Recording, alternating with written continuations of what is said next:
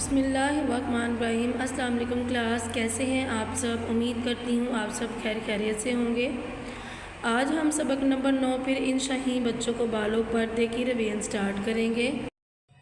जैसा कि आपको मालूम है कि ये इल्लामा इकबाल की शायरी पर एक नस्र है।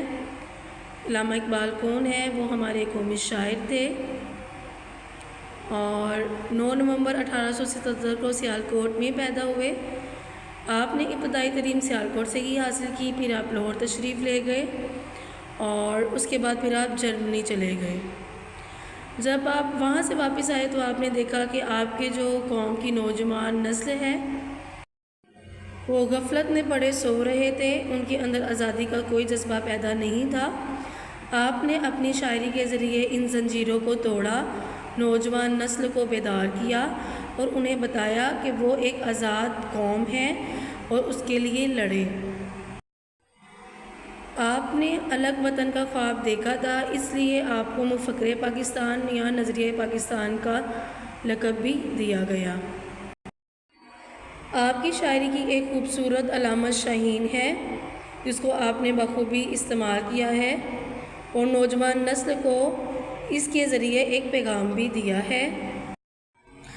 इल्लामा इकबाल अपने नौजवानों में खुददारी, दरवेशी, सरबुलंदी, खलवत पसंदी और तेज़ निगाही जैसी खसूसियात को देखना चाहते थे ताकि वो अपने मुल्क के लिए कीमती सरमाया बने। अब हम चलते हैं इसकी एक्सरसाइज की तरफ। इसके टोटल 5 क्वेश्चन आंसर हैं। ये सारे आंसर्स मैंने आपको बेटा बुक पे ही लगवाए हुए हैं। तो क्वेश्चन नंबर 1 देख लें। शाहीन को इकबाल ने अपनी शायरी में मज़ीद किन नामों से ज़ाहिर किया? जवाब आपने क्वेश्चन से स्टार्ट करना है। शाहीन को इकबाल ने अपनी शायरी में कभी बाज, शहबाज और कभी अकाब के नामों से ज़ाहिर किया। क्वेश्चन नंबर 2 देख लें। कोई कौम कब जिंदा कौम कहलाने के मुस्तहिक होती है? इसका जवाब भी पेज नंबर 57 पर है, आखिरी 3rd लाइन। कोई भी कौम तभी जिंदा कौम कहलाने के मुस्तहिक होती है जब खुददार और गैरतमंद हो, वो दूसरों के सहारे तलाश करने और इनके इंतज़ार में ना रहे, बल्कि वह अपने ज़ोरे बाजू से अपनी सलाहियतों का लोहा मनवाएं और दुनिया में मुल्क व मिल्लत का नाम सरबुलंद करें। 3rd question. दूसरों की इमदाद के तालिब होकर हम क्या कुछ दाव पर लगा देते हैं? इसका जवाब पेज नंबर 58 की 1st लाइन पर है। जब हम दूसरों से इमदाद के तालिब होते हैं तो हम दरअसल अपनी इज़्ज़त और गैरत दाव पे लगा देते हैं। Question number 4। असबाब पर तकिया करना किसकी शायान शान नहीं? इसका जवाब भी पेज नंबर 58 पर ही है। असबाब पर तकिया करना फ़क्र और दरवेशी के शायान शान नहीं समझा जाता या शायान शान नहीं। कौन सा अमल हमें कामयाबी और फलाह से हमकिनार कर सकता है? इसका जवाब भी पेज नंबर 58 पर ही है। अल्लाह की रज़ा में राज़ी रहना, उसकी ज़ात पर कामिल तवक्कुल करना और उसके बताए हुए तरीक़ों पर ज़िंदगी बसर करना ही हमें कामयाबी और फलाह से हमकिनार कर सकता है। तो 7th क्लास ये थे आपके क्वेश्चन आंसर। अब आ जाइए MCQs की तरफ। ये मैंने आपको बुक पे ऑलरेडी करवाए हुए हैं। सबक में शाहीन की कितनी सिफ़ात गमाई गई हैं? 5। इस्लामी फ़क्र की तमाम खूबियाँ पाई जाती हैं शाहीन में। इकबाल ने शाहीन की अरामत बिलखुसूस इस्तेमाल की है जवानों के लिए। बुलंद परवाज़ी आइनादार है तरक्की की। शाहीन पसंद करता है खलवत को यानी कि तन्हाई। नेक्स्ट आ जाए जी, गलत और दुरुस्त फ़िक्रों पर टिक्का निशान लगाएं। ये भी मैं आपको क्लास में करवा चुकी हुई हूँ। वक्त के साथ कदम से कदम मिलाकर नहीं चलना चाहिए, क्रॉस। शाहीन रहने के लिए कोई घर, घोंसला या आशिया नहीं बनाता, सही। शाहीन में तेज़ निगाही नहीं है, क्रॉस।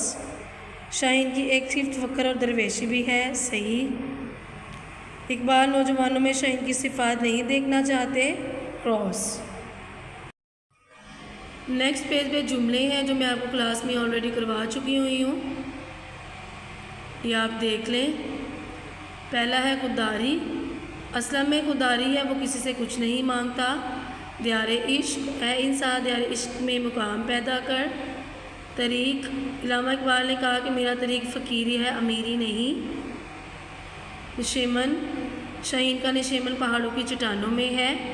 बसीरत, अल्लाह ताला ने हमें बसीरत जैसी नेमत से नवाजा है। इसके नीचे है जी मुतशाबिह अल्फाज, ऐसे अल्फाज जो इमला के लिहाज से एक जैसे होते हैं और मायने के लिहाज से मुख्तलिफ होते हैं, मुतशाबिह अल्फाज कहलाते हैं। ठीक है, एग्ज़ाम्पल आपके सामने मौजूद हैं, ये देख लें। और इसकी मज़ीद एग्ज़ाम्पल्स आपकी किताब पर मौजूद हैं। ठीक है, ये सारे एग्ज़ाम्पल्स आप देख लें। आगे 7th क्लास आपका ग्रामरी हिस्सा है, इसमें मारिफा और उसकी इकसाम। तो ये देख लें, ये सारा काम मैंने आपको पहले क्लास में करवाया हुआ है। ठीक है, पेज नंबर 63 और 64 पर बेटा आपका ग्रामरी हिस्सा है। ये सारा ग्रामरी हिस्सा आपने याद कर लेना है। इसके साथ मैंने जो खुलासा आपको अंडरलाइन करवाया है, आप सब बच्चों ने वो खुलासा अच्छी तरह से याद कर लेना है। उम्मीद करती हूँ कि आप सबको इस काम की बहुत अच्छी तरह से समझ आई होगी। जो बच्चे एब्सेंट्स थे, जो नहीं आ रहे थे, जिन्होंने नोट नहीं किया, बेटा आपके लिए बहुत अच्छा मौका है, आप ये सारा काम रिवाइज़ कर लें और पेपर की अच्छी से अच्छी प्रिपरेशन करें। अपना बहुत ज़्यादा ख्याल रखिएगा। अल्लाह हाफिज़।